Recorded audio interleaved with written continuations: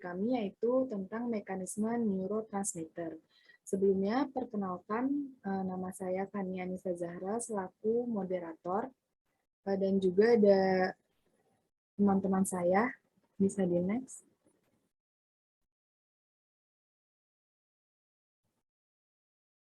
Ada Cut Lola, bisa di on-mic.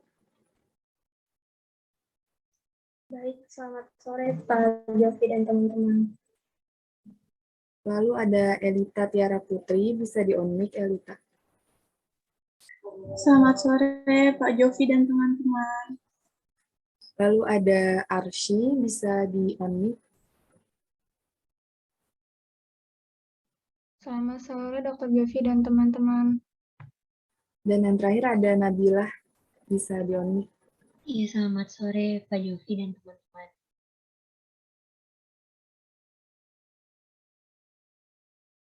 Iya, bisa di next Nabila.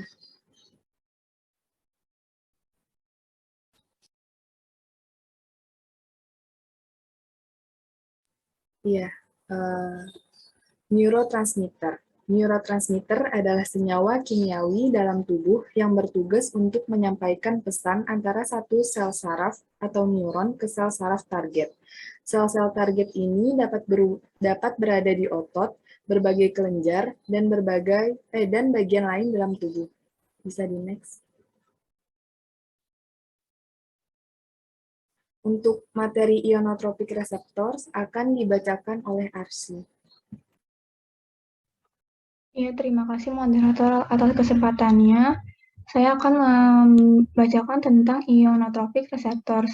Reseptor kanal ion merupakan suatu glikoprotein yang melintasi membran sel dan merupakan suatu kompleks multisubunit yang tersusun membentuk porus atau kanal.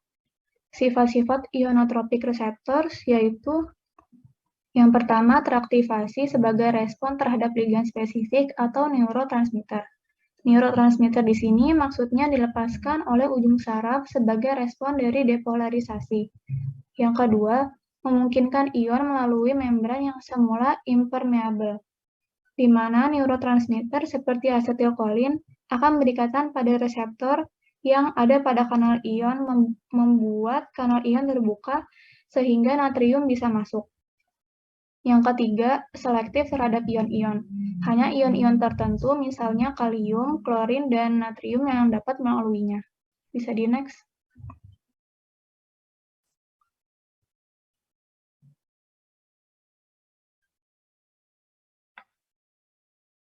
Contoh reseptor kanal ion. Yang pertama ada reseptor asetilkolin nikotinik. Reseptor ini ditemukan di otot skeletal, ganglion sistem saraf simpatik, dan parasimpatik, neuron sistem saraf pusat, dan sel non-neural. Yang kedua ada reseptor GABA atau gamma aminobutyric acid yang merupakan neurotransmitter inhibitor utama di otak. Yang ketiga ada reseptor serotonin yang dapat dijumpai di jaringan kardiovaskuler, sistem saraf perifer, sel darah, dan sistem saraf pusat. Bisa dilihat pada gambar, reseptor ionotropik ini diatur oleh pengikatan ligand ke reseptor, di mana sinyal yang akan diterima reseptor ini akan membuat kanal terbuka. Jadi, ketika adanya second messenger atau ligand menduduki reseptor, baru reseptor akan terbuka, yang akhirnya ion seperti natrium, kalium, dan klorin dapat mengalir hingga mencapai titik kesetimbangannya. Bisa di next.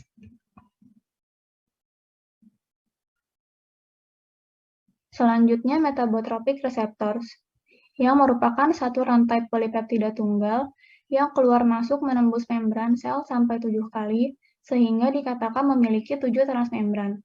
Protein G sendiri merupakan protein yang terdiri atas rantai polipeptida yang berbeda yang disebut subunit alfa, beta, dan gamma.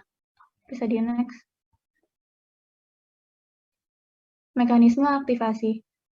Jalur transduksi sinyal pada GPCR ada dua. Yang pertama, jalur adenila siklase, yaitu enzim yang mengkatalis perubahan ATP menjadi bentuk siklisnya atau siklis AMP atau CAMP. Jadi pada jalur ini diawali dengan ikatan antara ligand dengan reseptor Recording in progress. pada bagian transmembran. sehingga reseptor GPCR ini terikat dengan protein G, yaitu pada bagian subunit alfa yang berikatan dengan guanosin difosfat. Ketika ligan sudah masuk ke dalam reseptor, maka terjadi perpisahan subunit protein G karena proteinnya teraktivasi ligan. Subunit beta dan gamma akan menjadi satu subunit, sedangkan subunit alfa akan melepaskan GDP dan mengikat GTP atau guanosin trifosfat.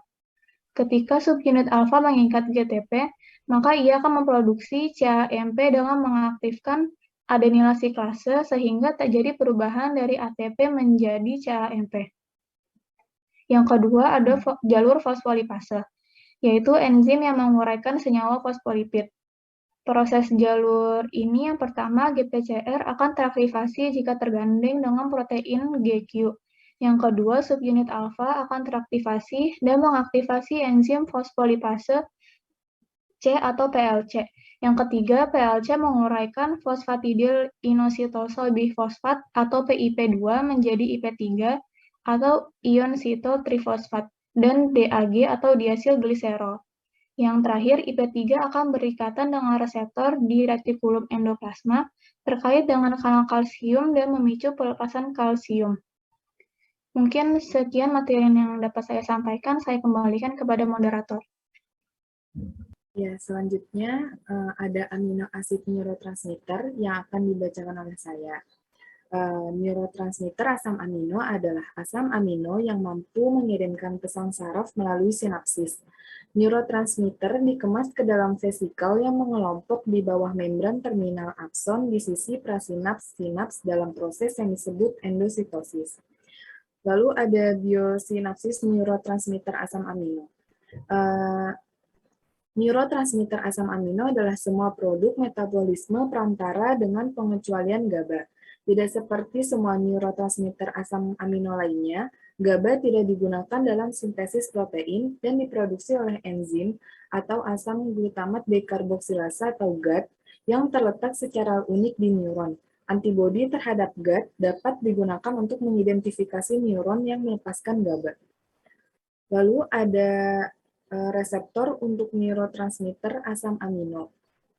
Reseptor untuk masing-masing neurotransmitter asam amino dapat secara langsung membuka saluran ion atau ionotropik atau berpasangan dengan protein G, reseptor berpasangan G protein atau GPCR, kecuali untuk glisin. Tidak ada GPCR yang diketahui untuk glisin dan semua efek glisin dimediasi melalui saluran ion yang permeabel terhadap Cl. Sebaliknya, glutamat dan GABA dapat menghasilkan respon cepat dengan langsung membuka saluran ion dan dapat menghasilkan respon lambat dengan mengaktifkan reseptor yang digabungkan dengan protein G. Bisa di next. Selanjutnya ada macam-macam asam amino. Yang pertama ada glutamat dan aspartat. Glutamat dan aspartat adalah produk dari siklus Krebs, dan keduanya memiliki efek rangsang di SSP. Mereka diproduksi di mitokondria, diangkut ke dalam sitoplasma, dan dikemas ke dalam vesikel sinaptik. Enzim afinitas tinggi spesifik bertanggung jawab untuk mengemas glutamat ke dalam vesikel. Lalu yang kedua ada glisin. Glisin adalah neurotransmitter utama yang memediasi tindakan penghambatan interneuron sumsum tulang belakang. Hal ini juga hadir dalam jumlah yang lebih rendah di seluruh sistem saraf. Glisin disintesis dari serin di mitokondria. Reaksi dikatalisis oleh enzim serin transhidroksimetilase seperti glutamat. Sistem pengambilan afinitas tinggi menghilangkan glisin dari celah sinaptik, yang kemudian dapat dikemas ulang menjadi vesikel. Lalu yang ketiga ada GABA. GABA memediasi sebagian besar tindakan sinaptik penghambatan di SSP. GABA disintesis dari glutamat dalam reaksi yang dikatalisis oleh asam glutamat dekarboksilase atau GAD. Antibodi terhadap GAD dapat digunakan untuk mengidentifikasi neuron GABAergic. Seperti asam amino lainnya, tindakan GABA diakhiri oleh sistem pengambilan afinitas tinggi di neuron dan glia. Serapan neuron memungkinkan pengemasan ulang segera ke dalam vesikel untuk dilepaskan. Dibandingkan dengan glutamat, serangkaian reaksi yang lebih rumit diperlukan untuk mengembalikan GABA ke neuron ketika diambil oleh sel glia. Bisa di next. Ya, selanjutnya ada materi dopamin dan serotonin yang akan dibacakan oleh Nabila. Baiklah, terima kasih moderator. Selanjutnya ada dopamin. Dopamin berperan penting dalam mekanisme adiksi serta toleransi terhadap obat-obat anestesi dan obat-obat analgesik, serta peran penting dalam reward system dalam otak. Dopamin ini berasal dari asam amino tirosin yang mengalami hidroksilasi. Enzim kunci dari sintesis dopamin adalah tirosin dan hidrosilase. Tirosin hidrosilase dan dopa dekarboxilase. Di otak, tirosin ini dapat diubah menjadi dopa yang akhirnya menjadi dopamin.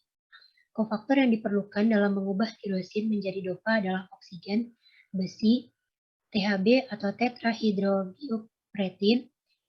Kofaktor untuk dopa dekarboxilase adalah PLP atau piridoksal fosfat.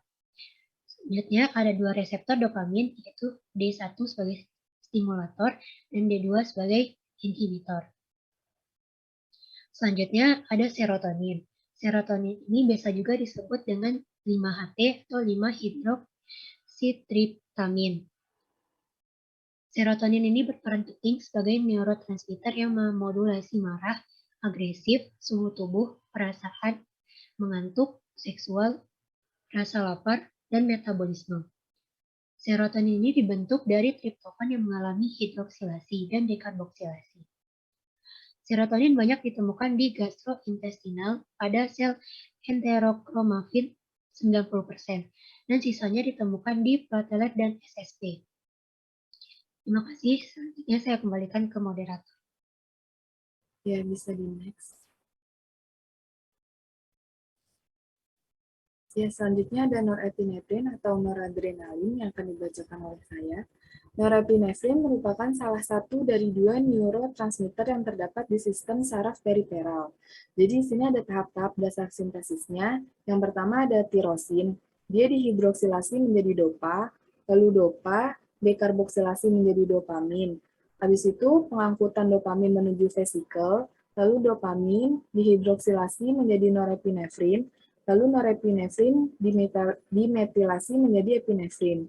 Lalu untuk selanjutnya akan dibacakan oleh Evita.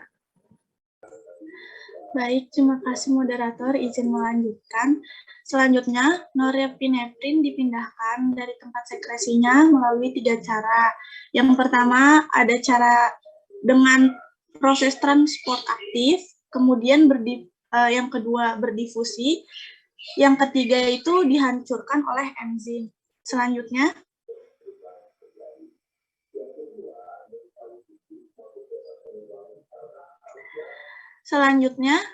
asetilkolin. Untuk pengertiannya dulu, asetilkolin itu merupakan bahan penghantar rangsangan saraf atau yang disebut neurotransmitter yang dibuat di dalam ujung serabut saraf motorik melalui proses asetilasi kolin ekstrasel dan koenzim A yang memerlukan enzim asetil transferase.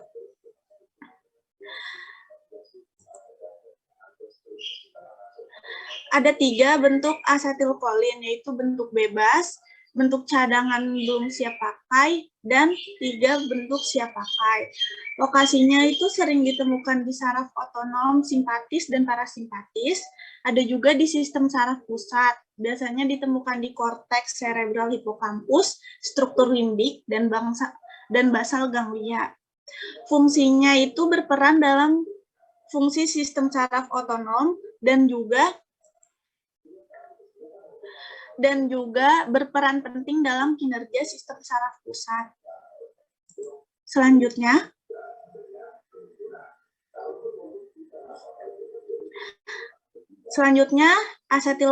sintesis asetilkolin. Asetilkolin disintesis di ujung terminal serat saraf kolinergik atau kolin. Sebagian besar sintesis ini terjadi di aksoplasma di luar vesikel. Kolin terakumulasi dalam neuron kolinergik melalui reaksi dengan asil-CoA dan di bawah pengaruh enzimatik dari kolin asetil transfersase. Neuron kolinergik adalah sistem neurotransmitter yang terletak pada otak. Neuron kolinergik akan menghasilkan asetilkolin melalui interaksi kolin dan unsur-unsur enzimatik yang dimiliki olehnya. Setelah disintesis, asetilkolin meninggalkan inti neuron dan berjalan melalui akson dan dendrit, yaitu bagian-bagian dari neuron yang bertanggung jawab untuk komunikasi dan hubungan neuron lainnya. Kemudian pelepasan asetilkolin. Yang pertama, asetilkolin yang ada di dalam neuron harus dilepaskan untuk melakukan perjalanan ke neuron penerima. Untuk bisa dilepaskan, diperlukan stimulus yang memotivasi keluarnya neuron. Perlunya potensial aksi harus mencapai terminal saraf tempat neuron transmitter berada.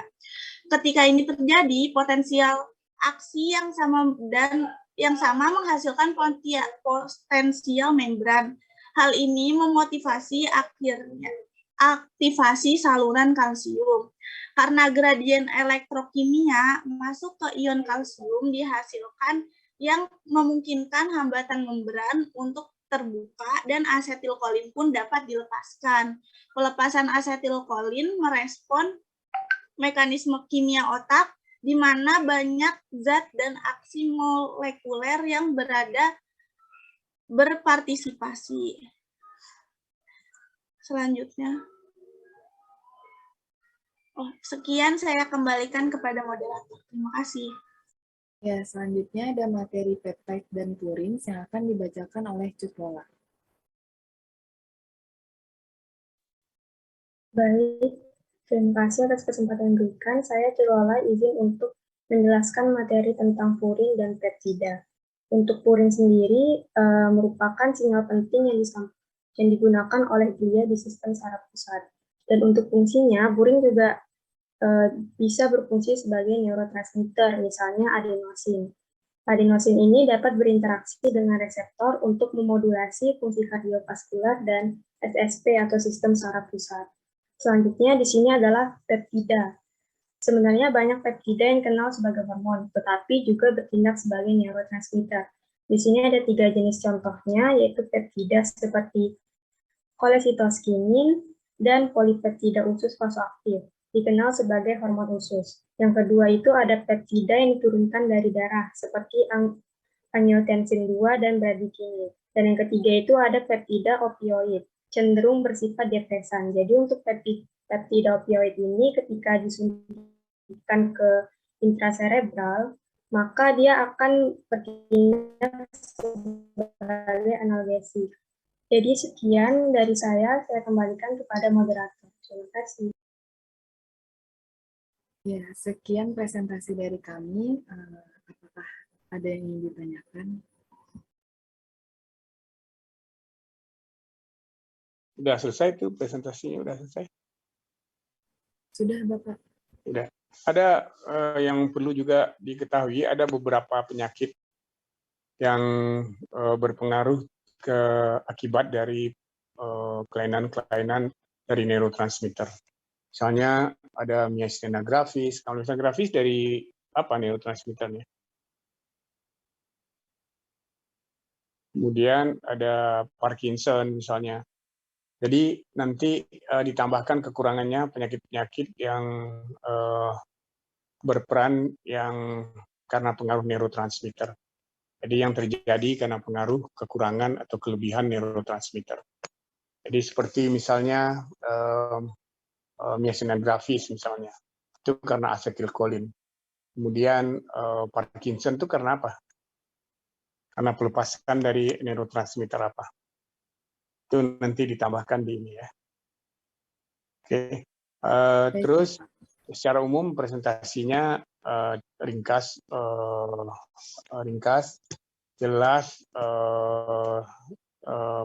hanya bicara tentang sekedar mekanisme dari neurotransmitter. Tapi mungkin per definitif juga neurotransmitter itu apa sih?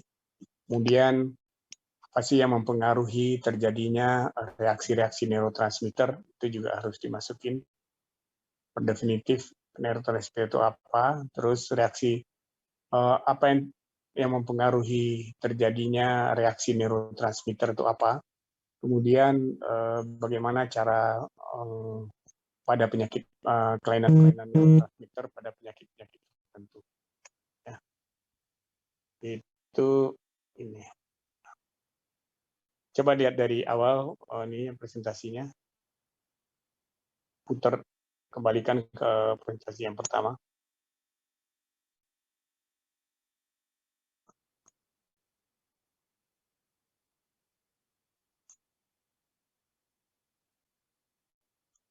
Ini tentang definisi ya, neurotransmitter itu apa.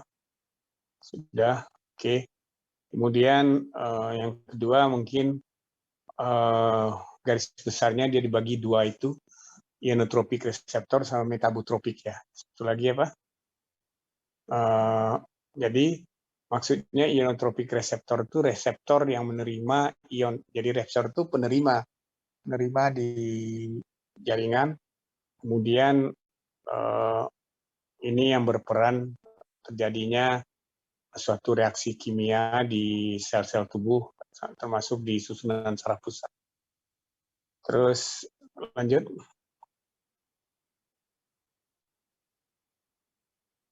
Ini tentang kanal ion, jadi bagaimana sampai kalsium itu masuk ke dalam sel, karena apa yang di luar apa, di luar sel apa, di dalam sel apa. Nah, terjadinya reaksi dari kanal ion ini yang menyebabkan reaksi dari neurotransmitter itu tadi. Slide.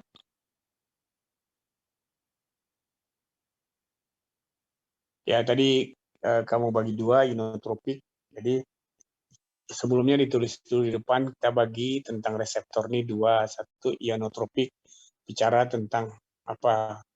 Kemudian dua, metabotropik, tentang peranannya apa. Jadi dua kelompok besar itu, setelah itu terangin masing-masing ionotropik, kemudian metabotropik. Ini secara umum mudah ringkas dan mudah dimengerti, tidak terlalu berbelit-belit. Cuman tambahkan, saya cuman minta supaya ada penyakit-penyakit yang ditambahkan karena pengaruh neurotransmitter. Slide, lanjut.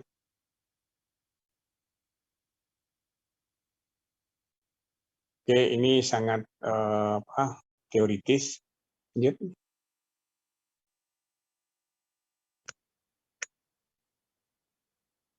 Nah, biosinapsis. Jadi biosinapsis, neurotransmitter,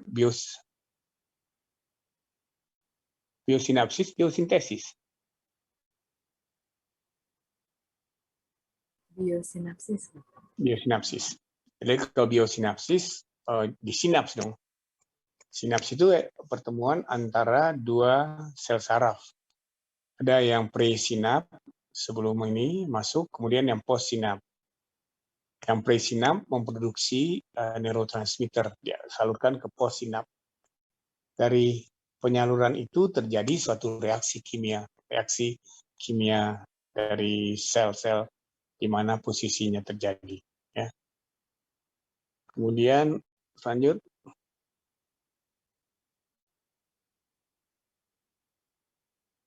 Ini bahan-bahan yang membentuk neurotransmitter ya. Lisin, gamma aminobutyric acid. Nah, gamma aminobutyric acid ini itu juga perannya agak berbeda dari yang lain. Itu dikhususkan aja nanti. Right? Nah, ini sebetulnya neurotransmitter ini banyak. Tidak hanya dopamin, serotonin. Kalau punya bukunya nggak? Ada buku neurotransmitter nggak? Tidak ada, Bapak. Ya ada. Nanti saya liatin bukunya yang tipis kira-kira, tapi cukup complicated. Nanti saya gimana caranya ya?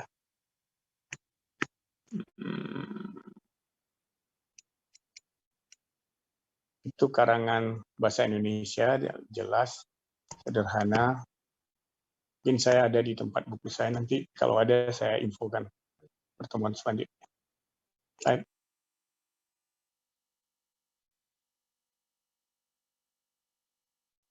Ya, norepinefrin, noradrenalin, adrenalin atau norepinefrin. Epinefrin itu adrenalin, dan ini sebagai neurotransmitter juga dia bekerja dua norepinefrin dan epinefrin itu bekerja spesifik untuk tubuh. Slide.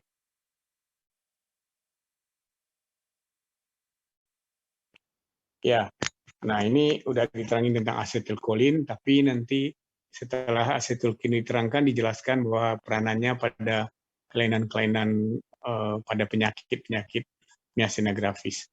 Miasthenia gravis itu adalah penyakit yang terjadi di PAUD otot saraf atau di mioneural junction. Jadi antara otot dengan sel-sel saraf itu ada yang kita sebut dengan PAUD otot saraf atau mioneural junction. Nah, di mana peranan asetilkolin sehingga terjadi ini gangguan yang kita sebut dengan miasthenia gravis. Miasthenia gravis itu kelainan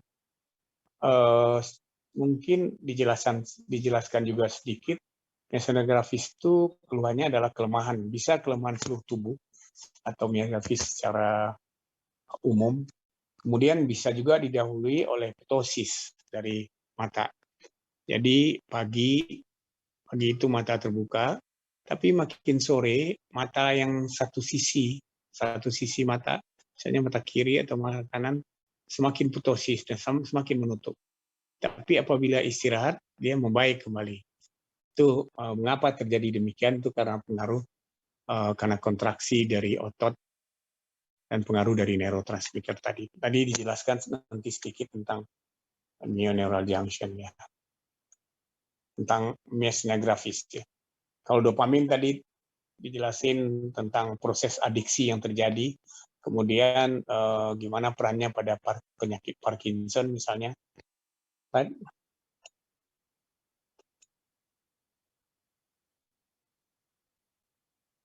Ini teoritis, bagus ininya, keterangannya yang mempresentasikan juga. Jadi ini harus dimengerti bagaimana sih cara pelepasan dari semua neurotransmitter itu dari sel saraf, dari presinaptik ke postsinaptik tadi. Slide.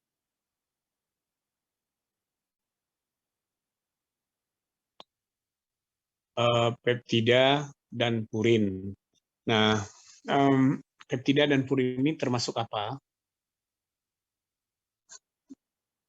Apakah mereka dua zat ini bekerja sebagai neurotransmitter atau tidak? Iya, kalau purin ya, kalau peptida juga sebagai neurotransmitter.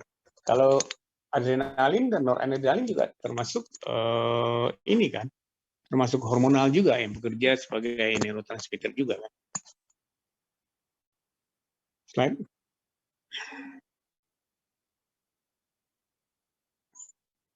Selesai. Ada pertanyaan ke presentan tadi? Kalau ada yang tanya silakan. Saya lihatin buku sebentar.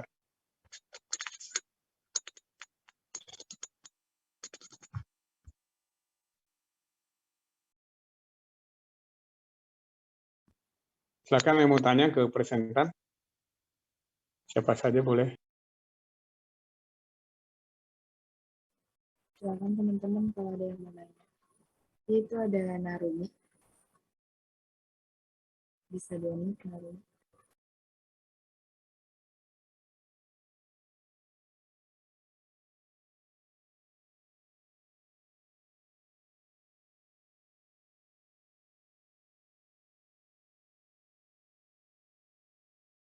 Iya, terima kasih.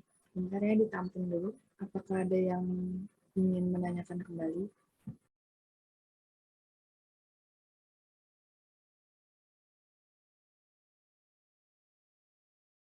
Iya, ada Alma. Boleh. Ya, terima kasih moderator. Sebelumnya izin dijawab.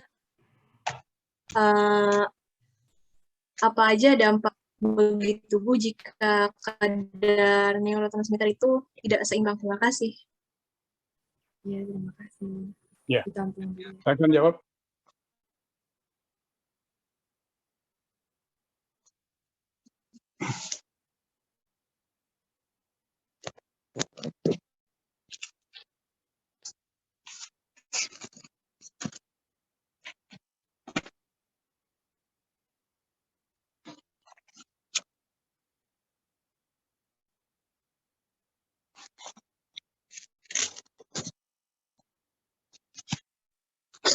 Ayo jawab, siapa yang jawab? Iya, tadi Pertanyaan pertama dulu.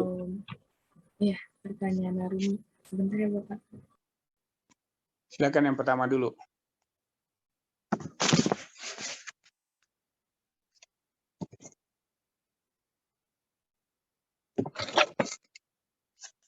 Apa coba diulang pertanyaan pertama tadi apa?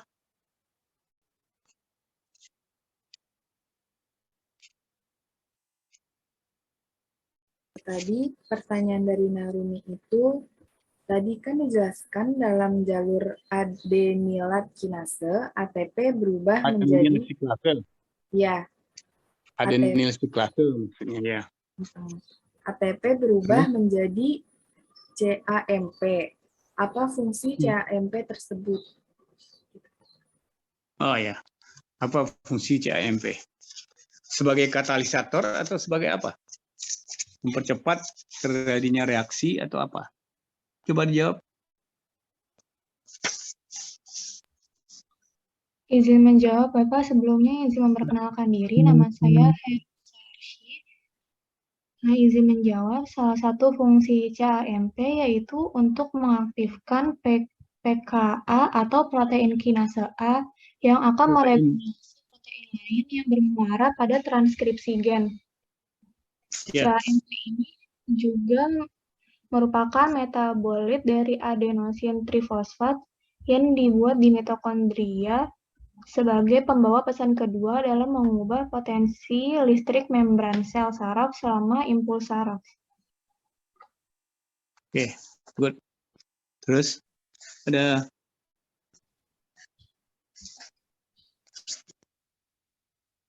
Gimana Narumi? Apakah sudah jelas? kira-kira jelas itu.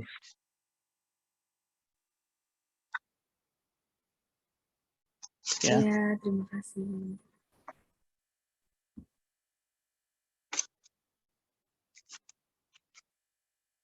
Yang pertanyaan kedua? Pertanyaan kedua tadi oleh Alma. Pertanyaannya, apa dampak yang diterima tubuh ketika kadar neurotransmitter tidak seimbang?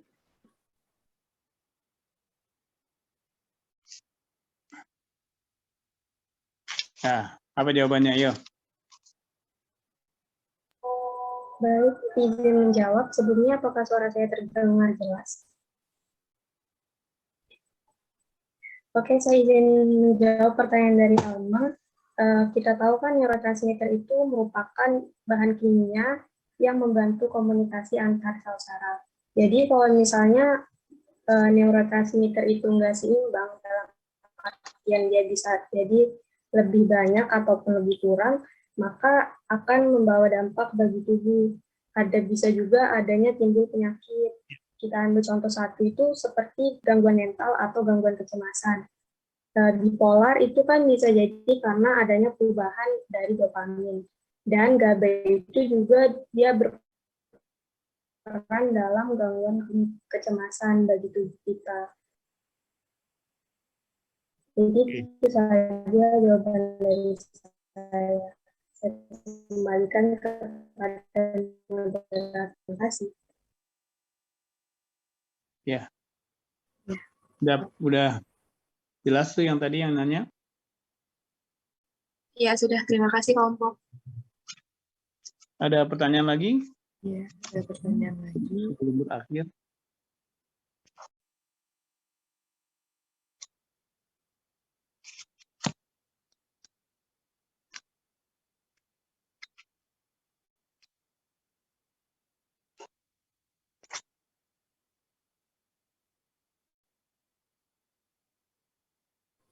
Iya, itu ada Rizko, bisa bilang.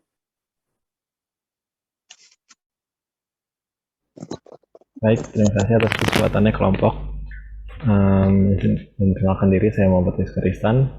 Pertanyaan saya itu, kan asetilkolin itu berperan penting ya di dalam sistem saraf pusat. Bisa tolong jelasin nggak peran pentingnya itu seperti apa aja yang dimiliki sama asetilkolin ini? Terima kasih. Ya, terima kasih Jadi kembali. fungsi asetilkolin. Silakan. Izin menjawab, Jiko. Ya.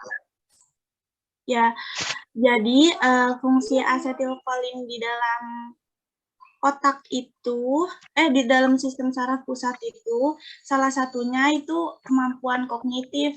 Jadi asetilkolin itu memainkan peran penting untuk pembentukan ingatan, kemampuan berkonsentrasi, dan pengembangan perhatian serta penalaran logis. Gitu. Asetilkolin juga berperan dalam gairah dalam beraktivitas. Gitu. Sekian, terima kasih. Ya, jadi asetilkolin itu bisa berperan di susunan saraf perifer, bisa di susunan saraf pusat. Ya. Di susunan saraf pusat, terutama asetilkolin itu berfungsi dalam pengaturan tidur, sleep wake state, jadi tidur bangun. Juga di dalam proses belajar, mengingat yang sudah disebutkan tadi, sudah juga pengaturan antara sensasi dan persepsi rasa nyeri yang timbul. Kekurangan asetilkolin itu di otak umumnya sering dikaitkan dengan penyakit Alzheimer. Alzheimer itu demensia yang tanpa kelainan vaskuler, ada Alzheimer. Jadi penyakit demensia ya. Jadi ada dua macam reseptor yang terdapat di asetilkolin itu, ada dua macam reseptor. Ada yang kita sebut dengan nikotinik asetilkolin dan ada juga yang disebut muskarinik asetilkolin. Jadi kamu bisa baca di buku, nanti ada 60 halaman, buku bahasa Indonesia kecil, neurotransmitter, dikarang oleh Sutarmo Setiaji, penerbitnya di Fakultas Kedokteran Universitas Indonesia. Nanti dicari aja bukunya, buku murahan. Murah bukunya.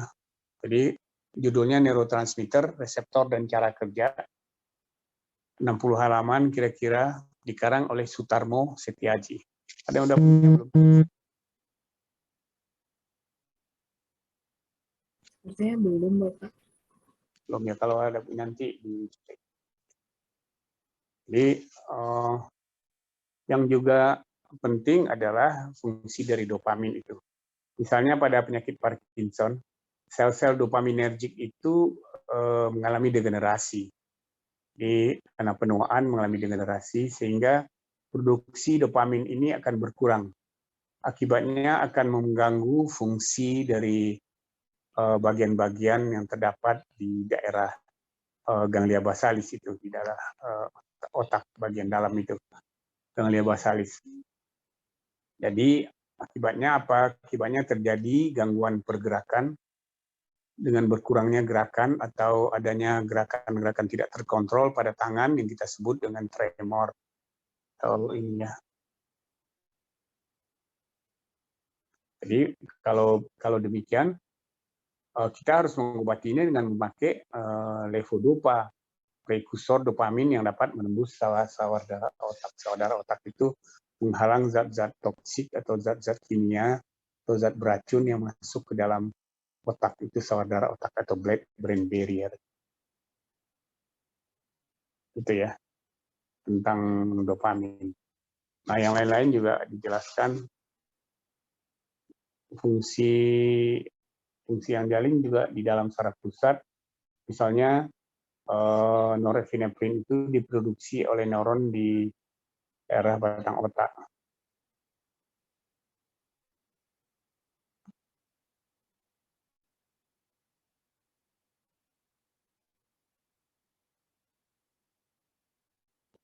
Kemudian selanjutnya serotonin juga terdapat konsentrasi tinggi itu sebetulnya terdapat di sel pembeku atau di trombosit darah. Kemudian serotonin atau sebagai prekursornya adalah asam amino triptofan. Ya, serotonin kita sebut juga 5-hidroksiglutamin. Berperan di dalam proses sebagai zat halusinogen, jadi menimbulkan halusinasi itu serotonin, sehingga terutama bekerja sebagai reseptor presinap di otak dan berfungsi sebagai antagonis dari zat-zat yang menyebabkan yang disebut dengan asam lisergic acid ya.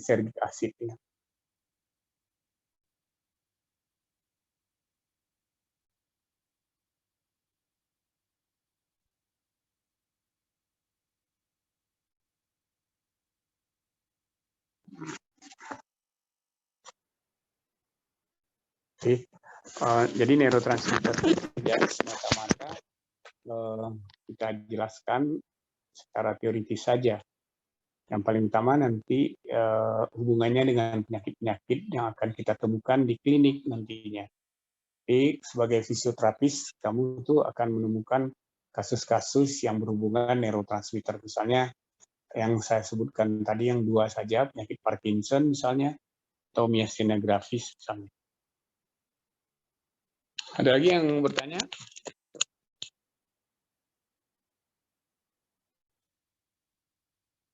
Sepertinya tidak ada lagi Pak yang bertanya. Tidak. Mengerti sekali atau tidak mengerti sama sekali ya? Nanti dicari bukunya ya ini, Tania. Iya Bapak. Bukunya yang saya sebutkan tadi, yang penerbitnya FKUI. Buku terbitannya mungkin ada yang baru, tapi ini ada saya buku yang lama itu pernah punya. Itu terbitan tahun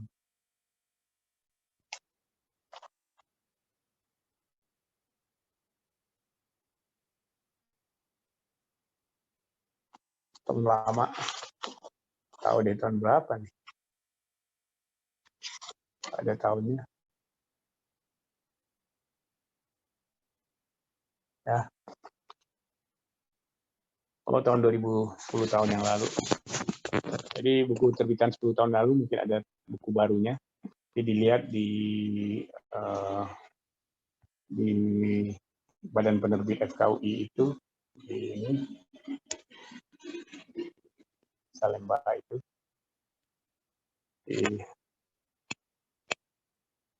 Untuk supaya lebih banyak menjelaskan tentang neurotransmitter. Ini pelajaran yang paling tidak disukai oleh para fisioterapi, pada para dokter juga tidak suka belajar neurotransmitter karena sangat teoritis dan seperti halnya dengan kelainan-kelainan, seperti halnya juga dengan biomolekuler juga tidak disukai belajarnya. Karena umumnya para praktisi ini lebih senang ke arah-arah yang praktis-praktis saja.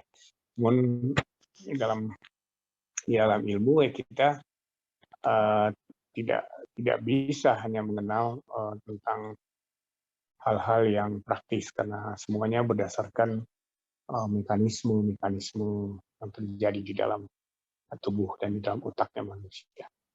Oke, kalau nggak ada presentasi lagi nggak? Kapan?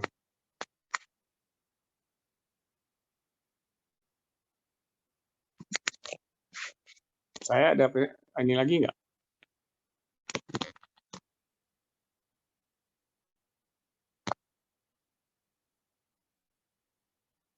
Kurang tahu Bapak.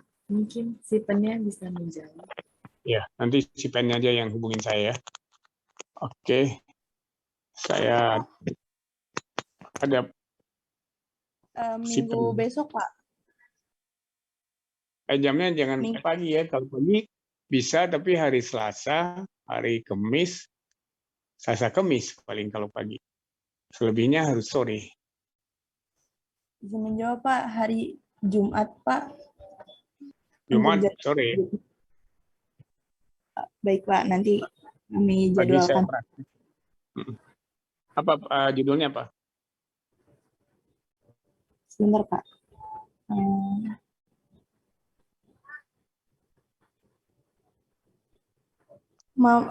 Pengertian dan sensori dan motorik sistem Pak. Oh iya. Jadi motorik dan sensorik system. Grupnya udah ada yang presentasi. Itu tentang tractus corticotractus piramidalis dan tractus pinothalamicus ya. Jadi sistem motorik sama sistem sensorik ya. Iya Grup Pak. mana yang itu nanti dia akan menjelaskan tentang tractus corticospinalis, tractus piramidalis.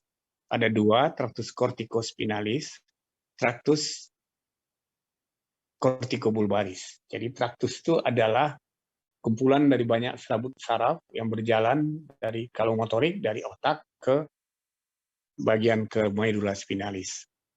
Tapi kalau sensorik dari luar dari reseptor ke otak. Pusat motorik di presentralis, pusat sensorik di postsentralis. Nanti itu juga sangat teoritis, nanti agak susah supaya nanti disiapkan jauh-jauh hari. Jangan ditiru aja presentasi yang sekarang ini tidak terlalu banyak, tapi ada gambar sehingga gambar itu menjelaskan semua kejadian. Nanti kalau baca di luar aja, dilihat di ini ada gambarnya, kemudian dijelasin misalnya traktus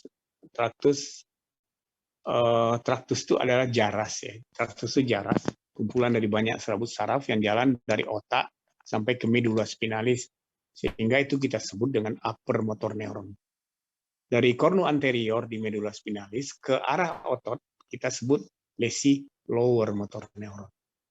Ya, nanti yang presentasi coba nanti didiskusikan sama teman-temannya. Oke, Sukma sudah sekian ya. Kita cukupkan sekian. Udah nggak ada lagi. Ada pertanyaan nggak ke saya? Maaf Pak, izin screenshot pertemuan Pak.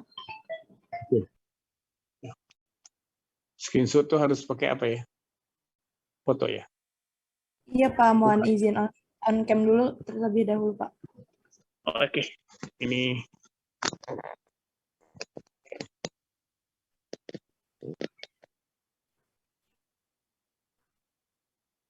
Baik, teman-teman yang belum on cam, tolong on cam terlebih dahulu. Ini masih banyak yang belum on cam. pada tidur kali. Oke. Untuk slide 1, 2, 3.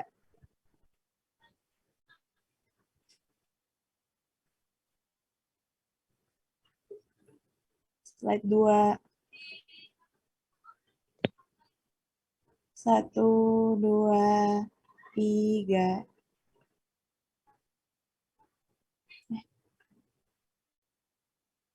Maaf, sebentar. 1, 2, 3. Udah?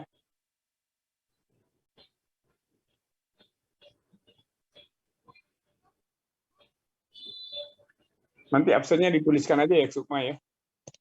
Baik, Pak. Sudah, Pak. Terima kasih. Ya, sama-sama. Assalamualaikum warahmatullahi wabarakatuh.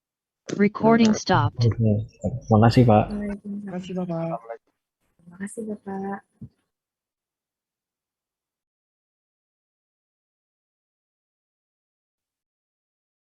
Info. Ada yang punya kabel Type-C 2 nggak? Futsalur.